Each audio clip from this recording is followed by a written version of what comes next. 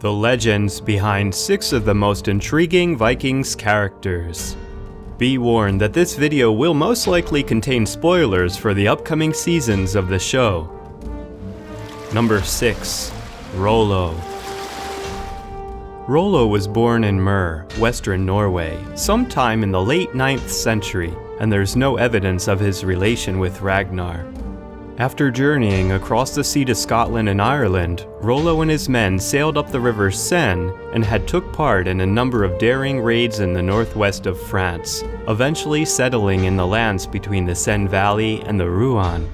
Unable to do much else about the Northmen, Charles the Simple granted Rollo permission to stay and farm the fertile land there, on the condition that he protect it from further raids by other Vikings looking for land and spoils.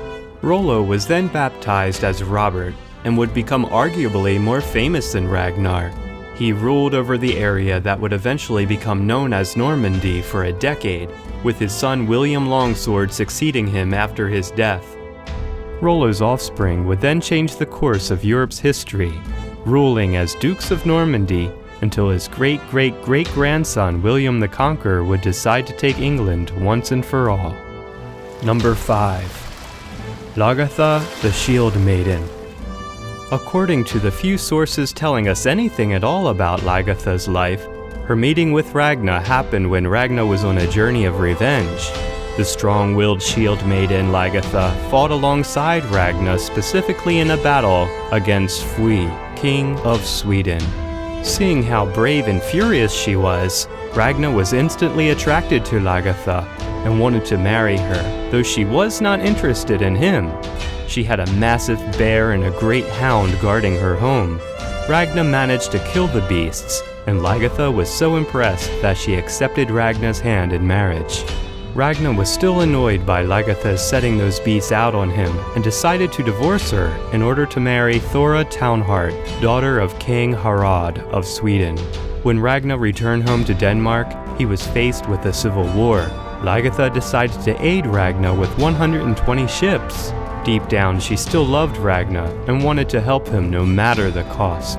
After the battle, Lagertha returned home to her husband. Just like in the TV show, she killed him with the head of a spear she hid in her gown and took control of his estate and lands, carrying on his family name. Number 4. Bjorn Ironside. On the contrary to how it was depicted in the show, Bjorn was the son of Ragnar and Åslaug. Legend has it that he went on to forge his own dynasty after Ragnar's death, becoming king of Sweden and giving birth to offspring that would rule the country for hundreds of years. A renowned naval commander, Bjorn led a large Viking force across the Mediterranean, pillaging Gibraltar and countless settlements along the coast of Spain before hitting the south of France and eventually capturing the Italian city of Pisa. From Pisa, Bjorn and his men traveled inland to the city of Luna, which they mistakenly believed to be Rome, due to its staunch defenses that they simply could not breach.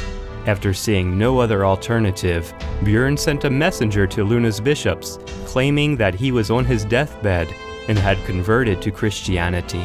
Believing Bjorn's trickery, the clerics allowed a small honor guard to carry the supposedly dead chieftain's body to the town's church, where he leapt from his coffin and cut his way to the city gates, opening them and allowing his men to flood the streets and take the city. In the TV show, Ragnar was the one that played dead in the coffin in order to get through the Parisian defenses and open the gates, allowing his fellow Vikings to raid the city. Leaving Italy with an amassed fortune, Bjorn ran into trouble as he returned to the Straits of Gibraltar, ambushed by the Saracen navy who sunk 40 of his ships, though he was able to make it back to Scandinavia, where he died a rich man. Number 3. Queen Åslaug. Åslaug was the daughter of Sigurd and the shield maiden Brunhilda, but was raised by Brunhilda's foster father, Heimir. After the deaths of her parents, Heimir was concerned about Åslaug's security, so he made a harp large enough to hide the girl. He then traveled as a poor harp player, carrying the harp containing her. After arriving in Norway, they found shelter with a peasant couple who took a shining to the harp. Realizing it was a case for hiding something after they murdered Heimer in his sleep and busted the harp open in search of jewels, they were shocked to find Áslaug hidden away in there. With no alternative, they renamed Áslaug Klaka, translated as crow, and raised her as their own, covering her in dirt and hiding her beautiful face with a hood so that no one could recognize her as the offspring of warriors. They couldn't keep her hidden forever though. Áslaug was discovered bathing in a lake by Ragnar's men, and they burned the bread they were supposed to be keeping an eye on when they were distracted by her naked body. Demanding an explanation, Ragnar had his men bring the woman to him, and he saw at once why the bread had burned. Number 2. Ragnar Lothbrok. The real Ragnar Lothbrok seems to be a composite of a number of warriors and is difficult to separate from the myth.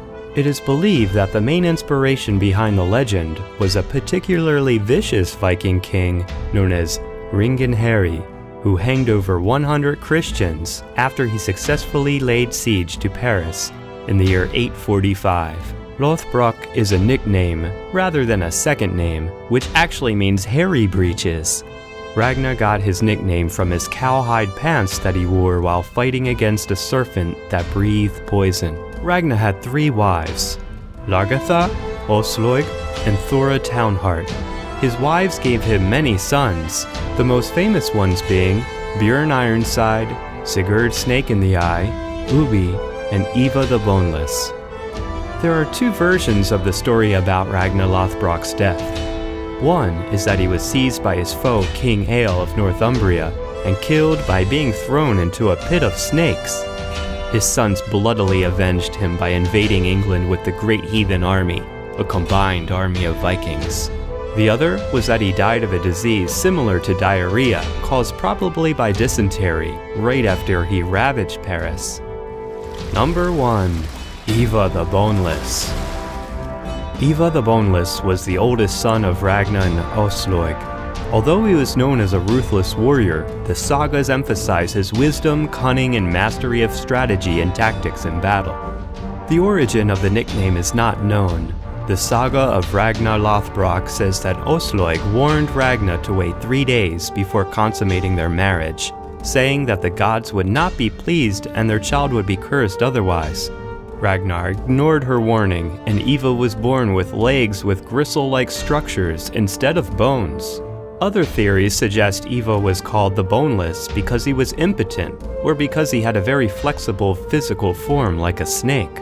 After Ragnar was captured and killed by King Eal, Eva made peace with and asked King Eal to give him some land only as large as an ox's hide could cover.